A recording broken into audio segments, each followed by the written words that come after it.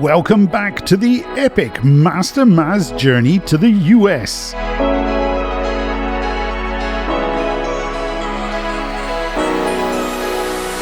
In today's episode, the team go to walk the Airport Mesa Loop.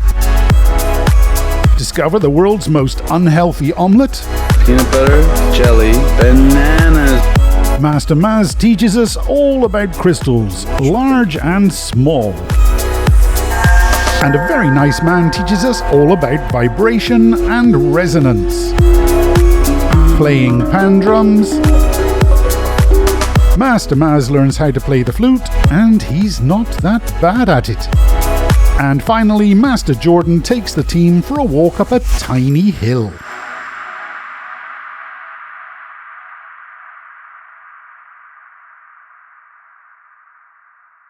Morning everybody. This is the Master MAZ vlog, and you are about to witness us going to Airport Mesa. We're going to try and make it. We're a little bit late, about 10 minutes I'd say, but the good thing is about 7 minutes from where we stay, so that's fine. And we're going to hopefully feel the energy of the vortex and hopefully find some parking. And oh, there's the American flag. There's a Manira.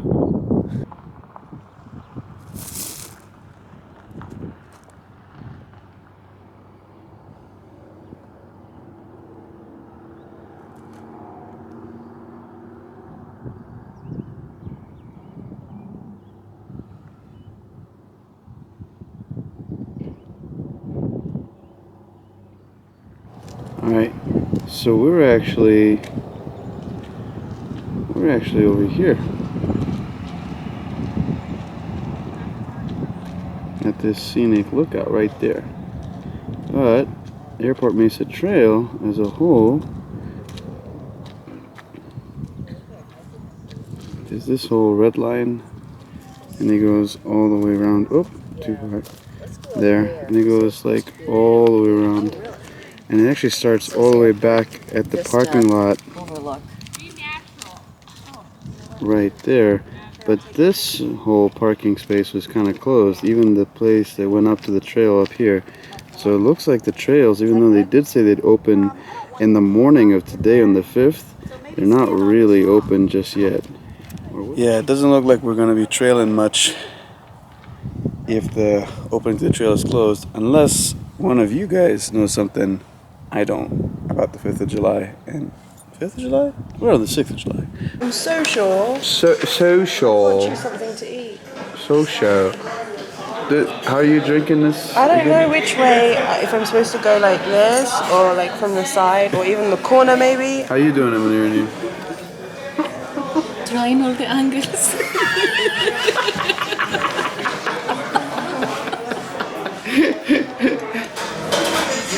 So after going through what we're going to be going through with the schedule, ooh, we got what we got in terms of breakfast. Here we go. Hello. Yes.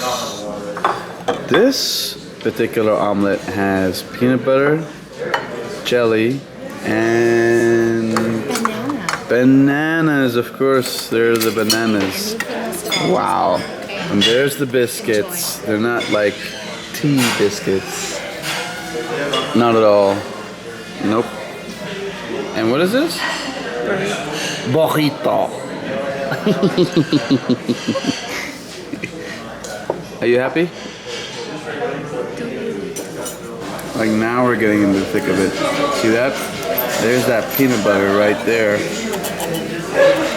There's them bananas and jam. And you got potatoes on the side. Incredible. How's yours? How's mine? The peanut butter is the best part for me. How about you? Burrito doing fine. Burrito. Very nice. Didn't overdo it because we got a lunch with Master Popo. Now we're about to go back home for some more posting. Thank you so much. Back home for some more posting, and then back out. I think we're going to be seeing Sedona Healing Arts today, and maybe even Manira's interested in some sound healing vibes, so we might check out a few places that got to do with that. Yeah! Tess is high on coffee.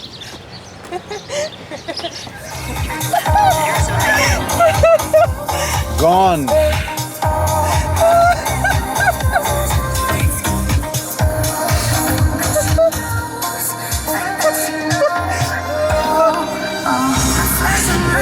This is what coffee does to Tess.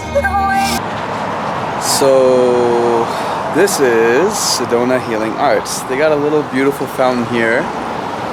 And you guys know what this is, the Chandrakyun Life Particle. A nice little token for our meditation in brain education. Here it is, Sedona Healing Arts. That's the entrance. Now, though they're open 9:30 to 6, they don't come back to 1:15 because I'm probably guessing Master Yelesa is in a session right now and she'll be done around 1:15. So, what that means is we can definitely roam around the downtown area because Manira Neem is actually interested in getting into some sound healing, so we can look at some sound bowls and some sound instruments. And I got my flutes. I don't know what they're gonna help me do with them. Maybe find me a place where I could take online lessons. But yeah, I'd love to actually delve into that music thing a little bit. So this is what you find when you walk into a Sedona crystal shop. Healing crystals. All kinds of colors, each connecting to a different part of your body. Root, sacral, heart, intellect, emotion, the body, all of that. And the trick is, for these crystals, if you want to get into them, first of all, they're very pretty. They're very beautiful.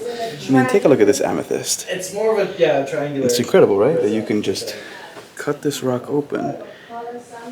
And that's the natural thing you find inside. It's not even like human prepared. That is literally what you would find inside.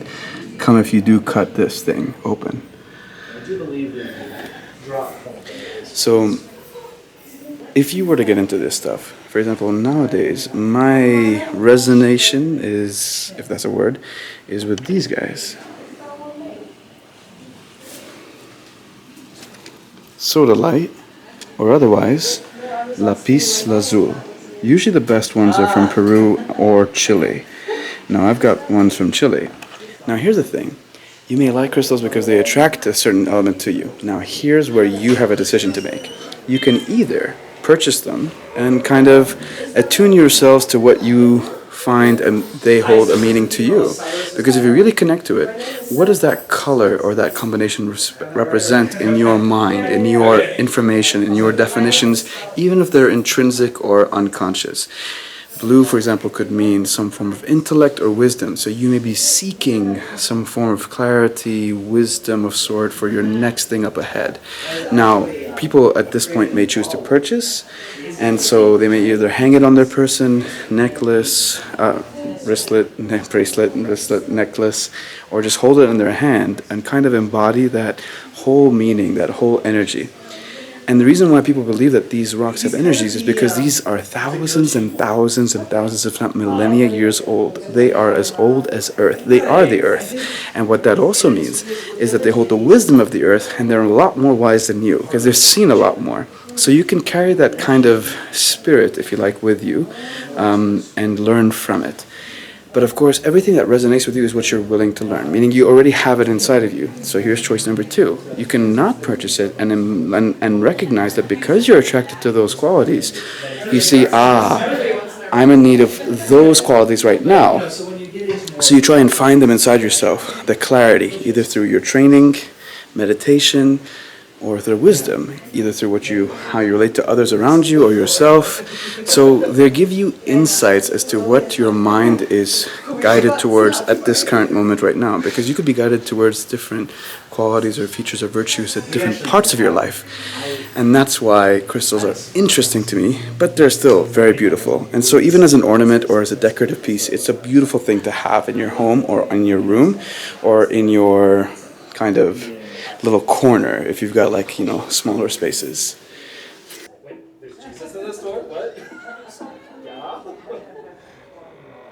What's the rule in this store, Tess? Play with what you want, make as much noise as you like. I need the other hand to make it look sneaky. Good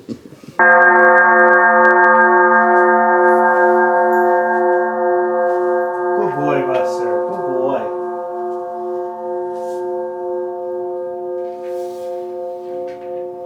Does that work with a beating thing, or is that a hand thing? Traditionally, hand, but you can use a mallet on it.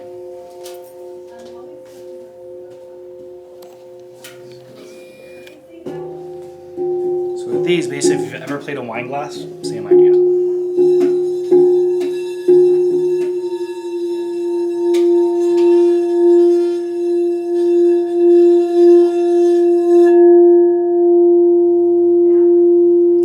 Just like with the wine glass, it's not the rotation creating the sound, it's the pressure that's actually creating the sound. Right.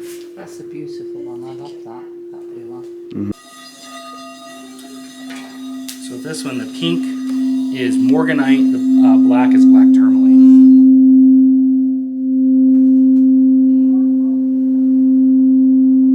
Do you ship internationally? We can. Great. Let's ship internationally.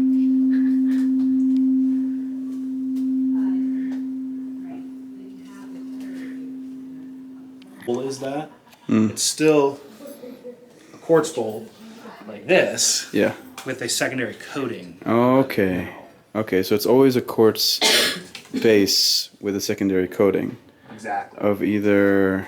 Aquamarine, morganite, emerald, gold, So platinum. that's the aquamarine then, This is an aquamarine. definitely. And that's the morganite, And then black tourmaline. black tourmaline. Beautiful. Beautiful. Wow, in the camera, you know that they almost look transparent. You can see right through them almost. They flush out into the background. That's pretty cool. All right. Maybe you can play us a little pan drum? Sure. Yeah. You want the Can I do it on the floor? I think it'll be easier for me to squeeze it. Yeah. Rule 1 of hand percussion. Remove rings.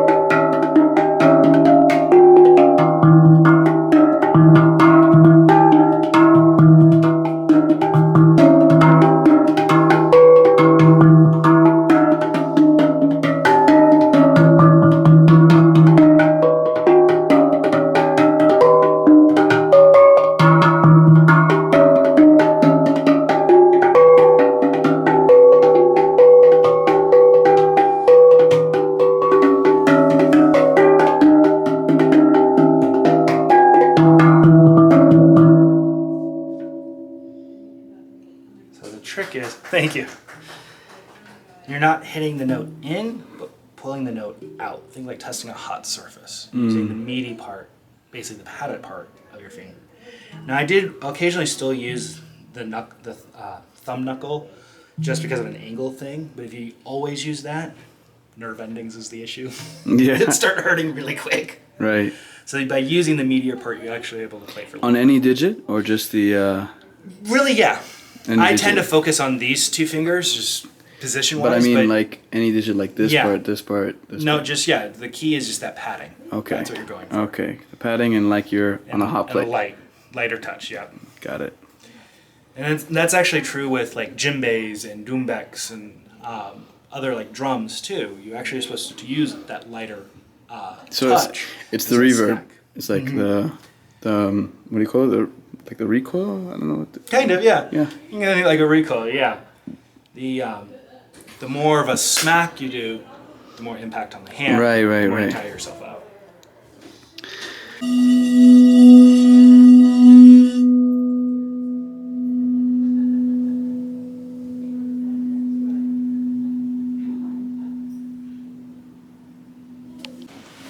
So after you get the birdie placed, and so where everything's sounding good, then you can play around with things. So the first thing, even though they always have 6 holes, or almost always have 6 holes, you actually only play the 5 holes. So whichever hand you have on top, basically it's just what feels more comfortable. Right. You're keeping that third from the top covered and just playing the other one. So actually my suggestion is you actually hold between that finger and your thumb. You're kind of pinching there, and then the other thumb just kind of resting to help stabilize it. So this basically acts like a fulcrum point. Okay. And so it's the lip and the thumb is what stabilizes it. Right. In that fulcrum point. The other thing is with the Native American flute, a lot of people that when they go to play it, they think the concert flute, like a European concert flute. Yeah. They think claw. Right. Use that meaty part. Use the wide part of your finger so you can really get that hole covered. Right, right. So not these tips. Not the tips, but the pads themselves. Pads. Got it. Because if the hole's not covered, welcome everyone. And all I did was roll that finger just a little bit, and that's here I went way off. Got it. So you want to make sure the holes are completely covered. Relax, not too tight because you're just going to tire yourself out. And then when you play,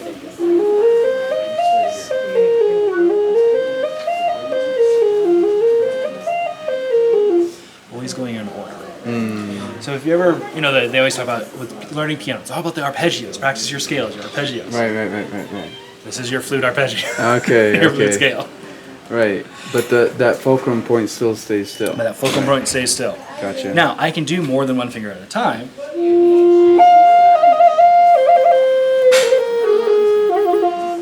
But what it is before I lift a finger, the fingers below it are already lifted. Before I put a finger down, the fingers above it are already down.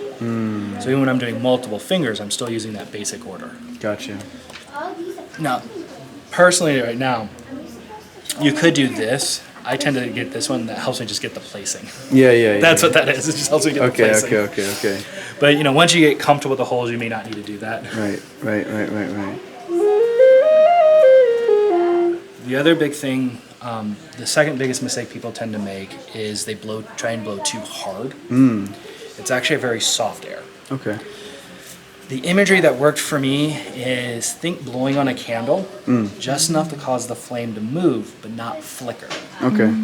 If you blow too hard, now you can use some of the air pressure to adjust volume, but start softer than you think. And then once you get comfortable with it, then you can kind of play around with it for volume. Yeah, that'll make my breath last a little longer too. And that's the other thing, But if I blow too hard from the start, you get that squeak. So it's... Now, if I want to go louder, I need a little more air. But I've already learned to kind of control that air and not go too hard. Gotcha. So start softly, keep it simple. Right. Now, are there other crazy fingering systems out there? Yes. Keep it simple. Once you get really, really comfortable, maybe start branching out, but for the most part, keep it simple. What could you tell me about these? Because by the way, these have come off, and I have no idea how to tie them. If there's any way to tie them back on in a proper way. With these, it's just. I think it's actually. Subject matter has changed. So see how there's that groove there? That you're probably matching up with. So it's kind of covering that one, but there's that groove is allowing airflow. So you want to kind of start there. Okay. So there's a little groove in the back. Yeah. So kind of start there, and then you just do that little bit of positioning to get the good sound. Gotcha. And how tightly down should I strap it? Snug. I mean, definitely snug. You don't want to risk snapping the leather, but snug. Okay. And any particular way of tying? No? Here they basically just did, I don't even know if that's, I guess that is a square knot. So they wrapped it a couple times and then did a square knot. Okay, square knot wrapped a couple times. Cool. Granny knot works, but granny knots are harder to untie. Granny knots, square knots, gotcha. Thank you. We got about an hour to go to this Doe Mountain, D-O-E, with Jordan Loop. And frankly, I feel like I'm either going to do some qigong over there, or I'm going to play one of my flutes. So these are ones I actually gifted myself in 2020 for my birthday because I couldn't get an electric one-wheel board. So instead I got these Not that I ordered them handmade, but they are handmade, and they've got this beautiful timber here. And I think I'm not the best person to tell, but I like lower scales, like F scales and D scales. I don't think I have a flute that's a C scale. I have a tandem flute, so it's like right next to each other. They make amazing sounds. Maybe I'll pull that out and play with it. But I just tuned this one, just a little fiddle of it until I can get the sound through. And then maybe I take it with me. It's really easy to play. It's gonna be so sad. I'm gonna have to let him go. Oh, I'm gonna miss him so much. Short time, but now I know. it's time to cry. But it is amazing, the meeting of the minds and how valuable it is to, one, affirm what you're thinking, that you're not the only person thinking it. Two, to realize how strong the community is in saying you're not alone. And three, there's just this camaraderie spirit of Jidujaship or mastery. It's amazing when you can connect with someone across the ocean and find so much to connect on and still feel like you're working for the same vision. We speak the same language. Chanjigyun. Chanjigyun. All right, guys. So that means energy, and on to the next one. Oh, wait. We're seeing him again on Thursday. You gotta do take two. Take two. We're not leaving just yet. We can cry a second time. We can cry a second time, okay. Look at that. Matching uniforms. You are honorary. Angel guiding the way. Of course. Don't tell them that. Angel doesn't know her own intuition is good. Right? No words need said. It does. Watch your step. So what's this trail called, Jordan name? Doha Mountain. Doha Mountain. Yep. And it is D-O-E, Doha. I didn't realize it sounds like Cow Mountain. Yeah, that's what I thought. So on that side is called Bear Mountain. That's what it was. That's the toughest hike in the whole Sedona, one of them. Damn. One of the most beautiful. I ain't getting up there. I ain't doing that. That hike you gain in 2 miles, you go up 2,000 feet. Holy crap. It's very steep.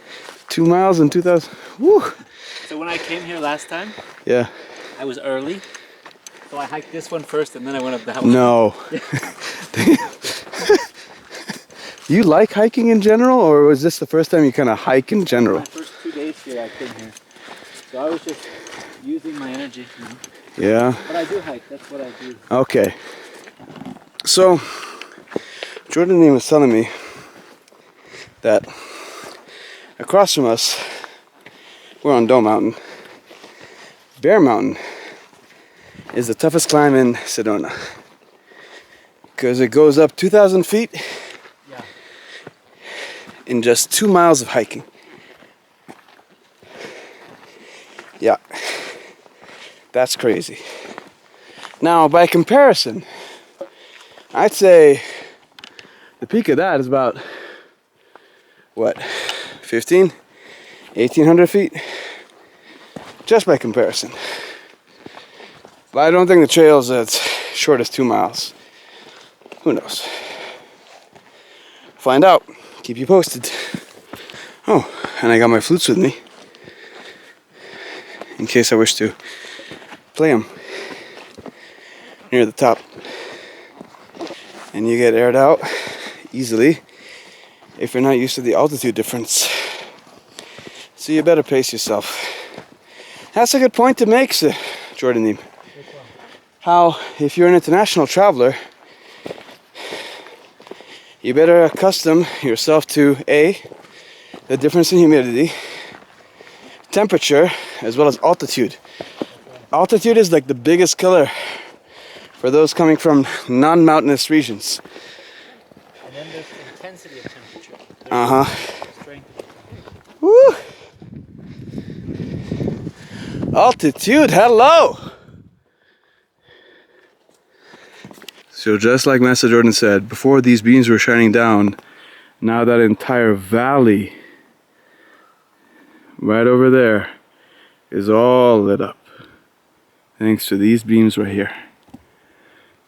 Thanks to these beams right here. Oh no, magic. Call on the ancestors.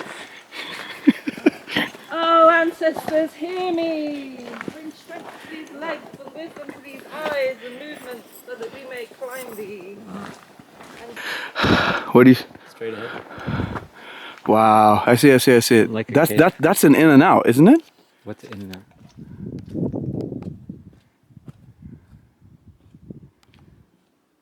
Wow. Man, Jordan team's taking us all the good places. Lights hitting real golden right now. Woo.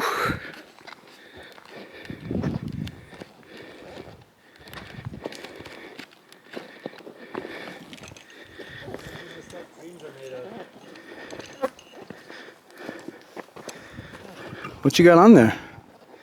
Graduated neutral density filter. Graduated neutral density filter. Hello. Where is it? File format. Yo, this is amazing. Jordan Neem just finished up a pretty cool YouTube video. Yours truly, the cinematographer. And then he filmed us three in our uniforms, doing a little bit of a flowy qigong. Look at this. Look at this. Wow. Amazing. Can't wait for you guys to see it.